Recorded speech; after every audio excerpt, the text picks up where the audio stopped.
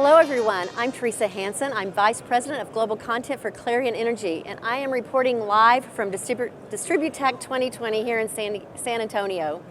I'm with Josh Wong. He's the President and CEO of Opus One Solutions. Welcome, Josh. Thank you very much for having me here. Sure, it's great to have you. So let's just get started. Yeah. First I want to ask you, what are you seeing in the industry? Sounds good. I think the industry is at a super exciting stage these times. I think in many of our careers, this is the time when change is actually happening and happening in a very progressive direction. I think overall, if we look at the high level picture, the mega trends around digitization and decentralization and decarbonization are still the fundamental forces driving change, of which the grid sector, the utility sector, lies in the center of it all as a platform that supports these changes around carbon reduction, etc. Now, however, as an industry, I think we're fundamentally shifting from a responsive or reactionary phase where, let's say, solar and wind and storage are connecting to the grid, and we figure out how they can best connect, and they might be incented by tariffs or other types of rate structures, but the utility generally responds to that to more of a proactive, strategic stance where I have these tools at my fingertips, I have these customers who want to be engaged, I have these technologies that I can leverage on. So how can I, as a utility, as a grid planner and operator, wrap my hats strategically around these and turn them into value? I think that type of strategic approach is really the convergence I see in the market today. Okay, very interesting. Well, I know that a lot of those things you mentioned, decarbonization, digitalization, those are all topics obviously that we're covering here at DISTRIBUTECH that seem to be getting a lot of traction. Absolutely. So I know one thing that utilities are talking about, and I'll just ask you, what are some of the biggest pain points that you think are being seen in this convergence or in this change? Yeah, I think the vision is clear. The direction of where this industry is going is actually fairly clear right now. Let's say utility as a platform, as a data enabler. Some people use the terms like an orchestrator, or really as a connector of resources for the purpose of decarbonization and decentralization. I think these are clear. I think the key pain points though is, what do I do when I know the future is here to come? I have my assets, but most importantly now I have my data sets.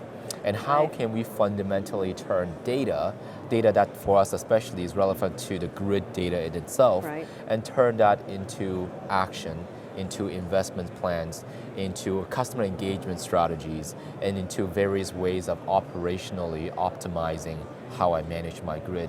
So we carve out a 5-stage process basically, from data that we can mine, to visibility, seeing what's happening around the grid, to control, which is understanding the boundaries of control for protection and reliability, etc., to optimization. So let's say I have a battery here, what type of set points do I have to optimize my value stack?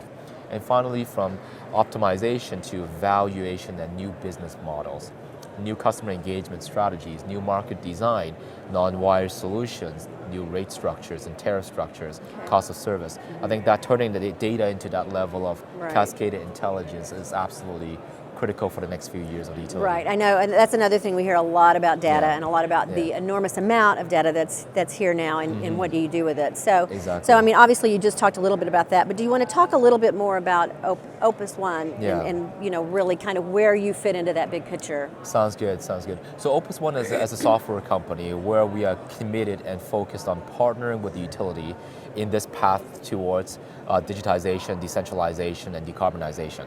So how we do it is we actually respect the grid. We understand and respect the grid as it is, not as just a 100-year-old aging infrastructure, but really we create a digital twin of the grid in which we model it in, well, technical language, so it's common information model.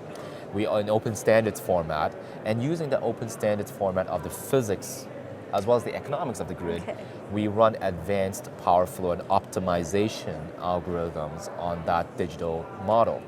And we apply it in 3 key ways, which we think are the 3 key sides or parts of a utility. One is planning. So how do we proactively plan for the future? Where do we invest? How do we engage our customers, etc.? So planning investments, planning for DER interconnection, planning for electric vehicle penetration. etc. Okay. Second is operations, so real-time control of the grid. And we look at it from centralized control format, like control room, and to decentralized control. How does the substation play in distributed computing? How does a switch on top of a pole play in the overall scheme of things in managing DERs, as well as traditional volver optimization, conservative voltage reduction, etc. And third is finally what we call a moonshot. So fundamentally, the biggest challenge the grid is facing is not that of a technical constraint. Right. Like, engineers have done a great job for the past 100 years. Engineers are smart people. Yeah. Exactly. I'll take that as a compliment too. I'm an engineer. So, but I think the fundamental problem is a business model problem, where the regulated utility monopoly is opening up into a platform type of company. So what that means is, for example, NonWire Solutions, right? You collaborate with DR developers and customers to look at joint ways of planning for grid capacity constraints. Looking at a type of storage optimization. Can a battery storage that's, let's say, participating in a wholesale market support my day-to-day grid operations as well? Loss reduction, voltage optimization, etc. Last but not least is actually market animation.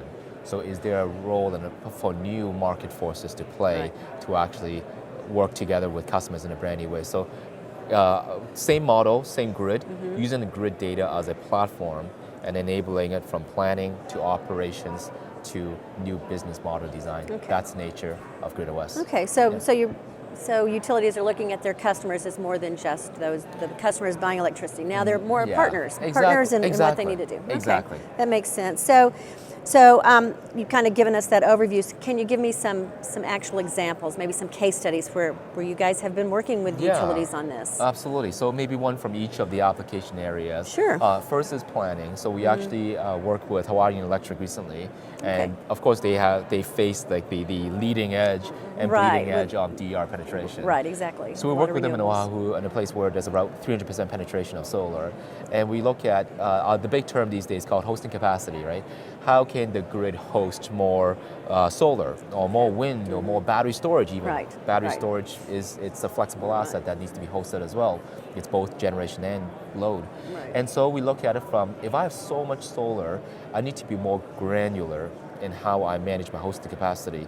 It's not one number for a big area in a year's time frame, but can I do very granular locational hosting capacity? Every node, every phase, and temporal granularity. So see hosting capacity as a curve that changes with time. So it becomes an envelope that we can operate solar on. As a result, for example, most feeders actually have the lowest hosting capacity in the midnight ranges at 2 a.m., 3 a.m. when load is lowest, so generation needs to be low as well to avoid backfeed and reverse power flow.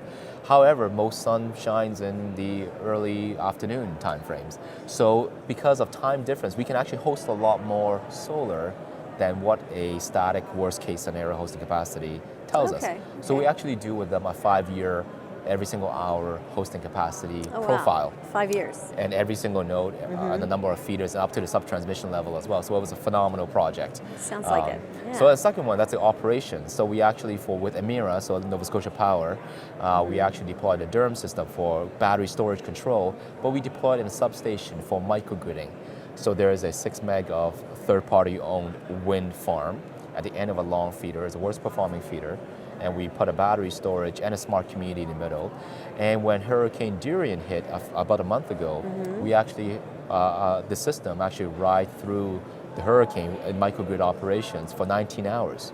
Oh, wow. It's a phenomenal reliability example very, very good where we use like renewable resources with battery buffering and advanced controls, and we achieve both clean energy targets as well as reliability targets. So that was a fun, amazing project.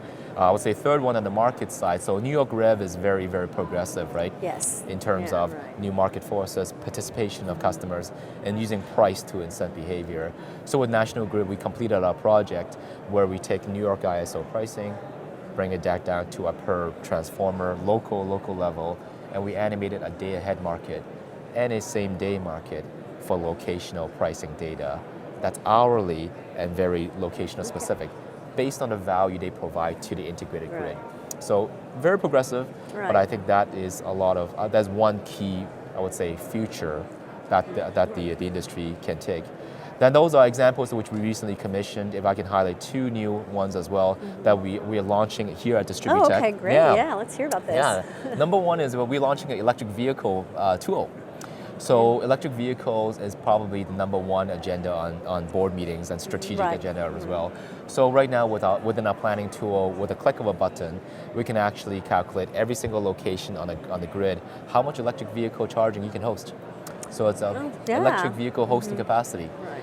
And so, and happy to launch that here at DISTRIBUTECH. I think we've received great feedback. Good. And I would say strategically, it provides a way of new way of how utilities engages to the customers as well. Second one, and that's the last one that we'll highlight, is the NonWire Solutions tool, where right now, currently, NonWire Solutions is a key planning agenda, but it's very much still one-off, it's study-based, etc. So we want to automate that process.